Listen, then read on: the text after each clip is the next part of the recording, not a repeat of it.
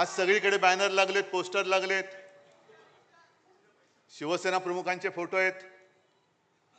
मला खरंच कीव येते की जे आपला बाप बदलतात आणि राजकारणात ज्यांना पोरं होत नाहीत, मी राजकारणात म्हणतोय, अशी लोक जेव्हा आपल्या घराणेशाहीवरती टीका करतात तेव्हा मला त्यांची कीव येते. अरे तुला होत नाही राजकारणात पोरं, आम्हाला आम्ही काय करू? घे, आमच्याकडे आहेत, घ्यायची तर घे. किती पाहिजेत? कारण भारतीय जनता पक्ष असाच आहे.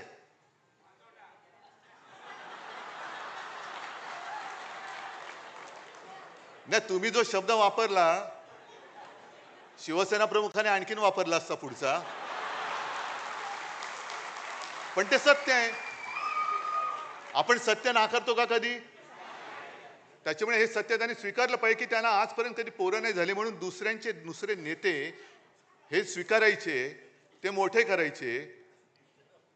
म्हणजे दुर्दैव असं की ज्या सरदार वल्लभभाई पटेलांनी संघावरती बंदी आणली होती, त्याच पटेलांना नेता म्हणून त्यांचा जगातला सर्वोत्तम म्हणजे सगळ्यात उंच पुतळा बांधण्याची पाळी यांच्यावरती आली. हे यांचं कर्तृत्व. आणि आपल्याला शिकवत आहेत हिंदुत्व. ठीक आहे, आजच्या सुद्धा आपल्या वर्धापन दिनावरती भाजपची काही पाळलेली बेडकं ही डराडोराव करतील.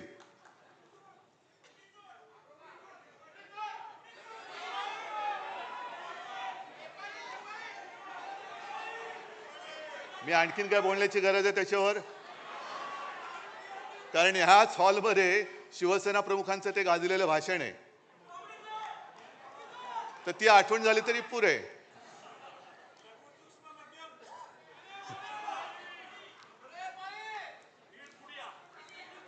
तुम्ही असं बोलायला लागल्यावर मला पुढे काय बोलायचं ते सुचत नाही, कारण मला डोळ्यासमोर सगळे यायला लागतात.